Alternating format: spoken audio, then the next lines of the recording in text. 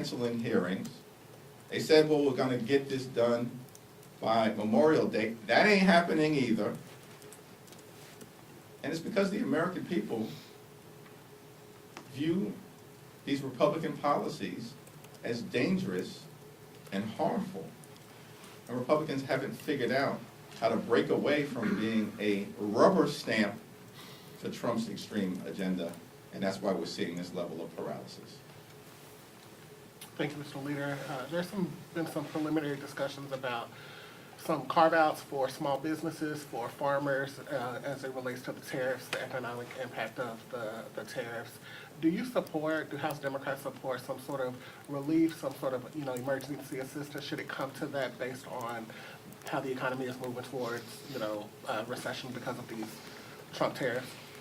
Donald Trump and House Republicans are crashing the economy in real time, raising the cost of living, hurting farmers, hurting small businesses, and hurting everyday Americans, and driving us toward a recession. The best thing that could be done is for Donald Trump and House Republicans to change direction. None of this was promised or talked about.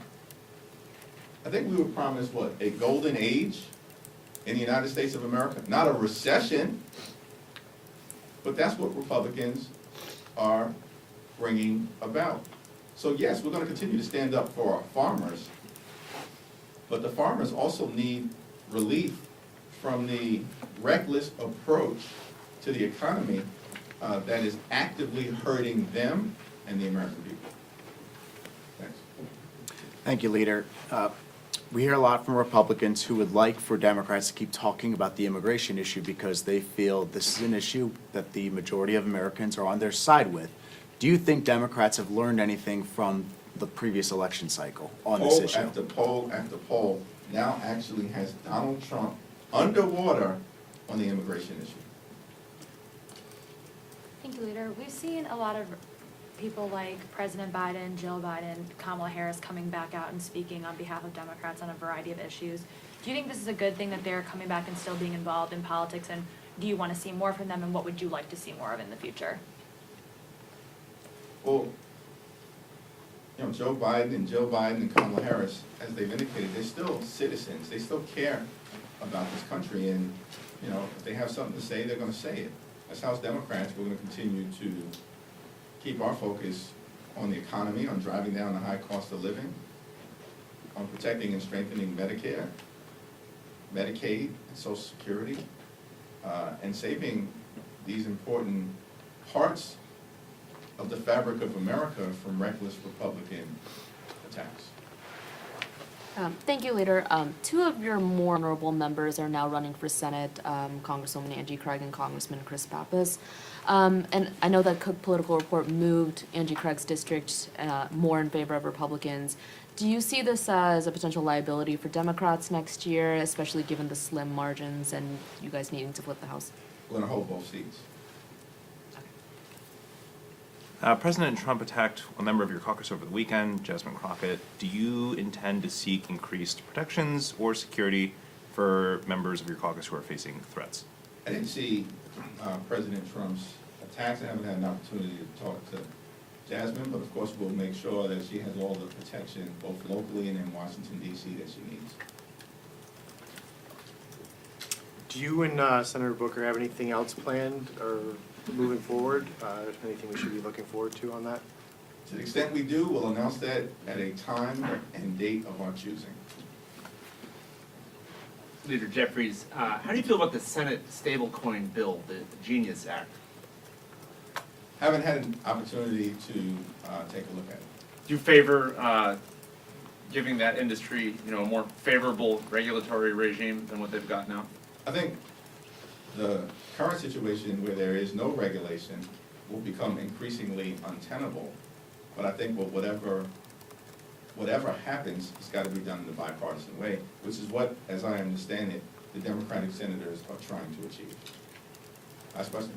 Thank you, Mr. Leader. So now we have President Trump's budget proposal for funding the government, and we have budget reconciliation. How are House Democrats kind of showing the difference between these two, talking to constituents, and have you seen, for example, Congressman Lawler's comments regarding affordable energy and his concerns on cuts to that? I have not seen Representative Lawler's comments on affordable energy, I don't know whether they were made at this very active town hall meeting, but do look forward to seeing those things. And I commend those Republicans who actually are having town hall meetings, because the overwhelming majority of them are running away from them. But nonetheless, every single one of them are actively supporting, including Representative Lawler, Trump's extreme agenda.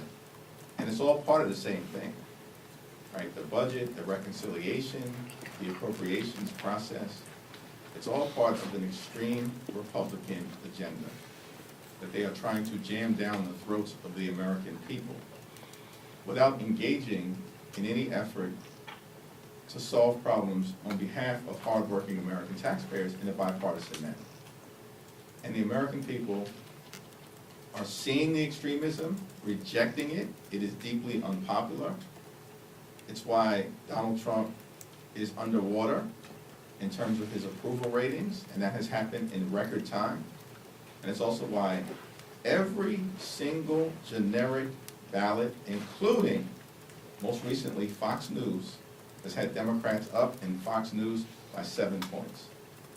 Because the American people understand that Donald Trump and House Republicans have broken their promises to them to make life better. And we're going to continue to be very clear with the American people. We hear you, we see you, we feel you. House Democrats are determined to make life better for you. Thank you, everyone. Thank you.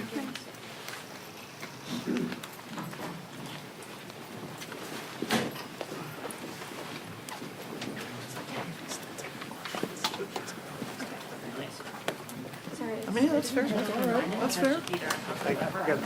It screwed up that question. It's an energy assistance program, but it's technically affordable energy. It's the it all heat works. program, right? Heat program, yeah. But yeah, in my mind, I'm like affordable energy. But Lawler was the one who put out that comment basically saying, I can't believe there's $4 billion in cuts. That's Right. ridiculous. So, I think you did good. thank you. We all got questions. We all, I think everybody in the room got a question if they wanted one. I wasn't gonna just sit here and not ask a question. Yeah, my reporter sent me one very, very late, and I was like, sure. oh, the movie question? Yeah. The big ugly bell? Yeah, I which love like, that. sure, why not? Take it. Sure. Take the W.